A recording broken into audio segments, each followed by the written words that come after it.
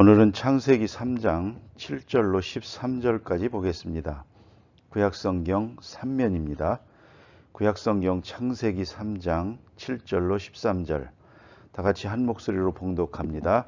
이에 그들의 눈이 밝아져 자기들이 벗은 줄을 알고 무화과 나무 잎을 엮어 치마로 삼았더라.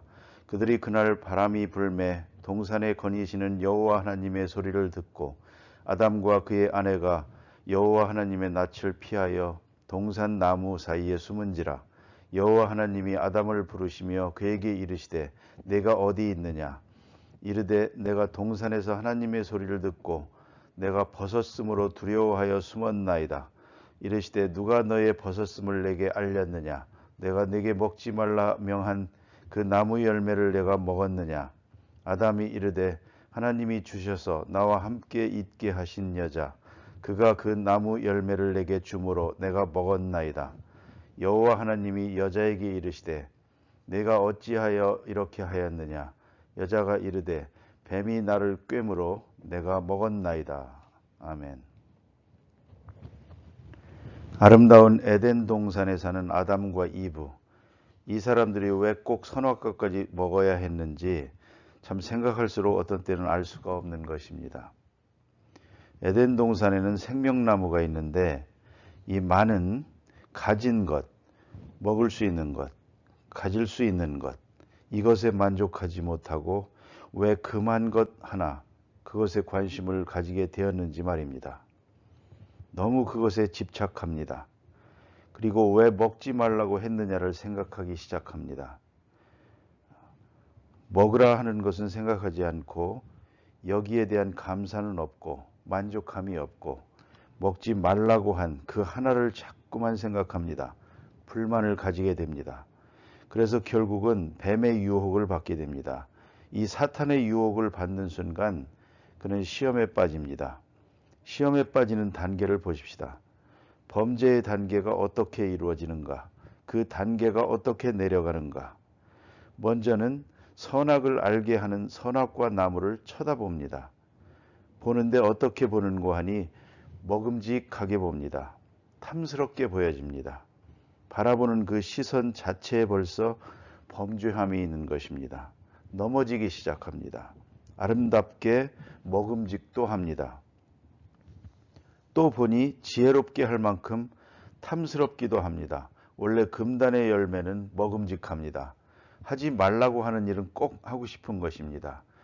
이런 하지 말라는 일에 대해서 관심이 있고 마음이 자꾸 끌립니다. 이것이 벌써 범죄입니다. 이때부터 벌써 심리적으로 범죄에 빠지기 시작합니다. 하지 말라고 하기 때문에 아름답게 보이는 것입니다. 점점 매력에 끌립니다. 하지 말라는 일, 그것이 아름답게 보이고 그쪽으로 마음이 자꾸 쏠립니다. 잠언에 그런 말씀도 있습니다. 몰래 먹는 떡이 맛있다고. 거기에 스릴을 느끼는 것입니다. 재미를 느끼는 것입니다. 이런 범죄함에 대하여 저들은 매력을 느끼게 되었습니다. 이것이 첫째 범죄요.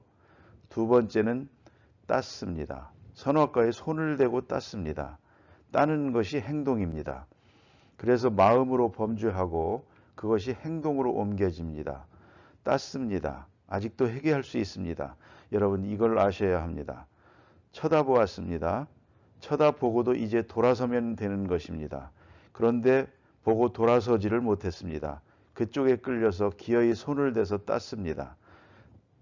땄지만 따고도 내버릴 수도 있습니다. 먹지 말라고 했지 따지 말라고 안 했습니다. 따고도 잘못됐다고 생각해서 버리고 도망쳤으면 문제가 달라집니다. 그런데 따서 먹었습니다. 여기서 깊이 가담하는 것입니다. 자, 보고 따고 먹고 이렇게 순서가 진행됩니다. 그것만이 아닙니다. 내가 먹고 나서는 남편에게 주어서 먹게 했습니다. 범죄를 혼자 하고 싶지 않습니다. 꼭 함께 동참하게 만듭니다. 가담하게 만듭니다. 나는 먹었지만 당신은 먹지 마시오. 이래야 될 것인데 나는 잘못됐으나 당신은 그러지 말라고 해야 할 텐데 그러나 아직도 깨닫지 못하고 아직도 잘못됐다는 것을 알지 못합니다. 그런데 유감스러운 것은 남편이 말렸다는 말이 없습니다. 전설에는 있습니다. 어째서 이걸 따먹었느냐? 이렇게 아담이 이브에게 책망을 했다는 겁니다. 그거 먹으면 반드시 죽으리라 했는데, 그러자 하와가 그랬다고 합니다. 횡 돌아서면서 하는 말이, 나는 먹고 죽게 되었으니까 좋겠수다, 다른 여자하고 살게 돼서. 그러니까 아담이 할 수 없이 같이 죽자 하고 먹었다고 합니다. 자기가 범죄할 때 꼭 남을 범죄케 합니다. 같이 범죄합니다. 끌고 들어가는 것입니다. 그래서 내가 술 마실 때 같이 술 마시자. 내가 죄 지을 때 같이 죄 짓자. 함께 하도록 잡아 끕니다. 이것이 바로 범죄의 모습입니다. 따고 먹고 다른 사람도 먹게 하고 이렇게 단계가 이루어졌습니다. 이제 범죄의 결과가 옵니다. 그것은 세 가지로 옵니다. 첫째는 하나님과의 관계에서 두려움이 생깁니다. 이게 무섭습니다. 두려움이 있습니다. 범죄하면 두려워집니다. 범죄 전에는 반가운 하나님입니다. 하나님의 음성이 들려도 반갑고 얼굴을 배워도 반갑고 이 아름다운 관계가 깨지면서 두려워집니다. 이것이 첫째요. 두 번째는 부끄러워집니다. 인간관계입니다. 하나님과의 관계는 두려워졌고 인간과의 관계는 부끄러워졌습니다. 그래서 인간관계가 깨져나갑니다. 사랑하는 관계가 이제 싫어지는 것입니다. 보이고 싶지 않고 보고 싶지 않습니다. 이게 부끄러움입니다. 그런 거로 우리는 생각해야 합니다. 하나님과의 관계는 늘 반가운 관계가 되어야 합니다. 하나님이 우리 얼굴을 보십니다. 우리는 하나님 얼굴을 뵙습니다. 이런 반가운 관계가 되어야 하는데 이것이 두려운 관계가 되고 하나님 보기가 두렵습니다. 예수 믿는다는 것이 무엇입니까? 예수 믿으면 두려움이 없어집니다. 언젠가 신방 가보니까 믿지 않는 남편이 감기 걸렸다고 직장에 나가지 않고 누워있는 것을 보았습니다.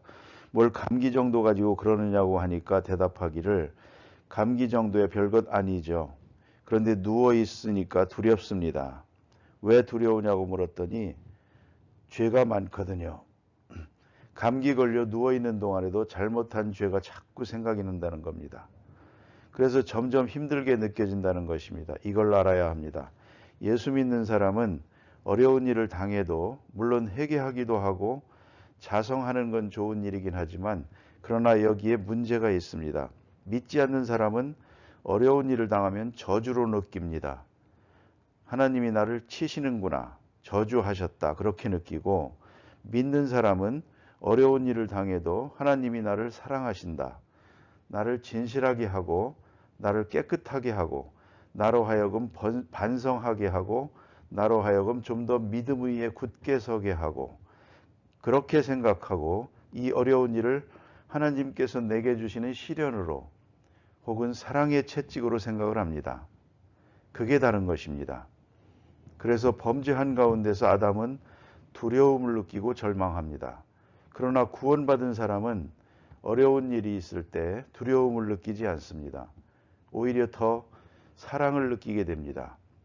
오늘 범죄하여 두려움을 느끼고 살 중에 살이요 뼈 중에 뼈라고 생각하던 사랑하는 사이가 벗은 줄도 모르던 아름다운 관계가 부끄러움으로 바뀝니다. 보고 싶지 않고 보이고 싶지도 않은 그런 관계가 되어버렸습니다. 세 번째는 숨으려고 듭니다. 피하려고 합니다.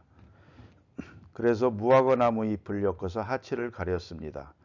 이까짓 것으로 가리움이 되겠습니까마는, 그리고 나무 뒤에 숨습니다. 왜 회개하지 못하고 숨었습니까? 두려우면 회개해야지. 부끄러우면 관계를 개선해야지. 이 두려움 자체도 사실은 하나님이 부르시는 먼 음성이기도 합니다. 두려우면 이제는 하나님께 나와서 회개해야지. 그런데 회개하지 않고 그만 피해버리려고 합니다. 숨어버리려고 합니다. 하나님이 낯을 피해서 어디까지 갑니까? 피할 수 없는데도, 숨을 수 없는데도 불구하고 숨으려고 합니다. 이것이 잘못입니다. 하나님의 사람은 숨으려고 하지 않습니다. 피하려고 하지 않습니다. 피할 수 없는 걸 아니까. 그런데 구원받지 못한 사람들은 기어이 숨으려고 듭니다. 피하려고 합니다. 어떤 방법으로든지 피하고 숨는 일에 필요 없는 일인데 재주를 부립니다. 이렇게 피해보려고 저렇게 면해보려고 합니다. 이것이 또 한 번 범죄한 자의 결과입니다. 범죄한 사람이 타락해서 이 모양이 됩니다. 두렵고 부끄럽고 피하고 이런 세 단계로 내려옵니다. 이런 때 하나님이 부르십니다. 아담아, 내가 어디 있느냐?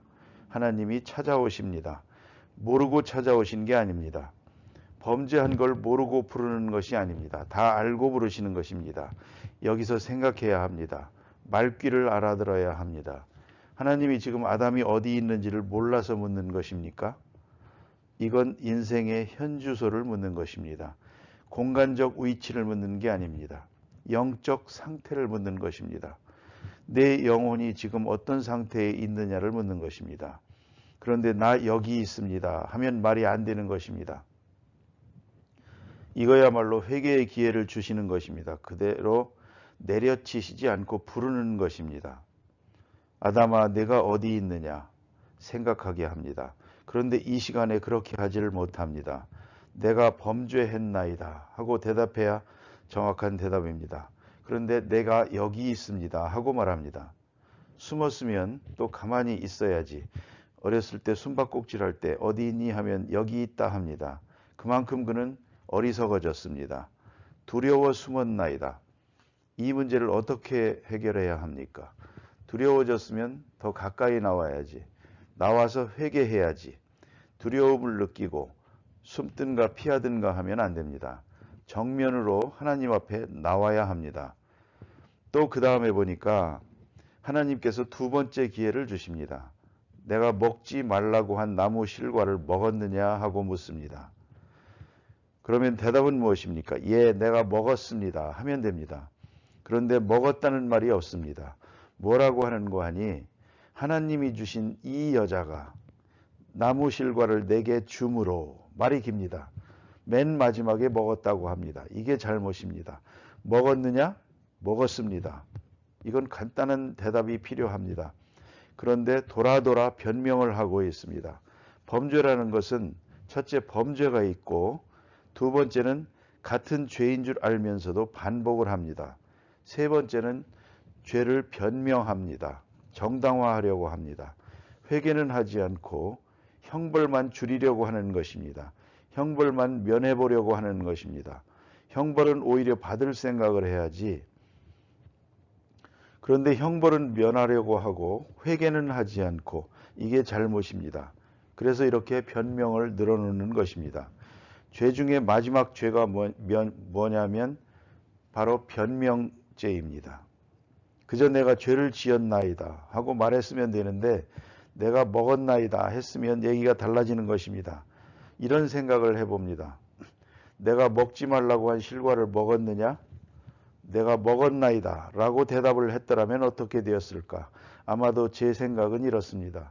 자비하신 하나님께서 에덴 동산에서 쫓아내지는 않았을 것 같습니다. 다시 한번 기회를 주었을 것입니다. 다시는 먹지 마라. 꼭 그랬을 것 같습니다. 그런데 변명을 합니다. 변명은 철학적으로 생각을 해보면 자기를 인간화하는 시간입니다. 인간이 가지고 있는 소중한 주도성을 남에게 던져버리는 시간입니다. 내가 먹었나이다 하면 내 주도성은 살아있습니다.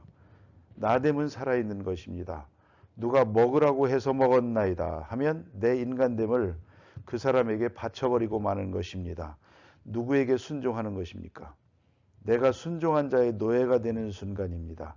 고귀한 주도적 인간이 노예로 전락하는 시간입니다. 이건 비인간화되고 정말로 비하되는 시간이라는 것을 잊지 말아야 합니다. 여러분, 어떤 경우에도 누가 먹으라 했든 말았든 좋다, 먹기는 내가 먹었다, 내가 선택하고 내가 먹었다, 그건 내가 책임지는 것이다.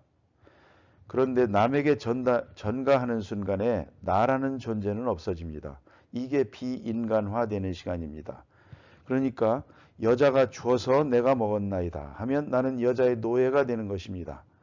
또 그 다음에 보니까 변명이란 꼭 원망으로 바뀝니다. 하나님이 내게 주셔서. 이게 무슨 말 하는 것입니까? 어느 때는 너무 좋아서 내 뼈 중에 뼈요 살 중에 살이라고 좋아하더니 왜 여자를 내게 주어서 이걸 먹게 만들었습니까? 책임을 하나님께 돌리는 것입니다. 변명과 전가라는 것은 자꾸 거슬러 올라갑니다. 끝에는 다 하나님께로 돌아가는 것입니다. 무엇 때문입니까? 무엇 때문입니다 하고 말하기 시작하면 결국은 하나님 때문입니다. 그래서 조상 탓이다 그럽니다. 그런 순간에 나는 무엇입니까? 내 존재는 무엇입니까? 누가 권해서? 다 쓸데없는 소리입니다. 그 자체가 범죄한 사람의 모습입니다. 타락자의 모습입니다. 어떤 경우에도 변명하지 말아야 합니다. 거기에서 위대한 사람을 찾게 됩니다. 이것이 바로 다윗입니다. 다윗은 엄청난 죄를 지었습니다. 그러나 다윗은 그의 참회록 가운데 여러 번 하나님 앞에 참회의 기도를 드립니다. 내가 이렇게 잘못하였습니다 하는 참회의 기도만 7편이 있는데 아무리 읽어봐도 내가 죄를 지었나이다. 누구 때문이라는 말도 없고 누가 나를 범죄케 했다는 말도 없습니다. 사실 밧세바가 나쁘죠. 그렇지만 밧세바가 유혹했든 안 했든 범죄는 내가 한 것이다. 그건 내 책임이다. 이것이 바로 다윗의 위대한 점입니다. 이것이 참 회개입니다. 절대로 변명은 없어야 됩니다. 어떤 경우에도. 어쨌든 먹은 것은 나 자신이니까 누가 권했든 강권했든 상관없습니다. 문제는 불가피하다는 것은 없습니다. 내가 먹었습니다. 이게 중요한 것입니다. 이 대답을 원하는데 여자 때문에 먹었습니다. 여자에게 묻습니다. 너는 왜 먹었느냐? 뱀이 먹으래서 먹었습니다. 이건 뱀만도 못한 것입니다. 그 순간에 인간의 가치는 그대로 추락하고 마는 것입니다. 전혀 변명 없는, 절대로 누구 탓으로 돌리지 않는, 특별히 하나님도 원망하지 않는 그런 깨끗한 마음으로 내가 먹었나이다. 내 책임입니다. 이것이 바로 회개입니다. 기도하십시다.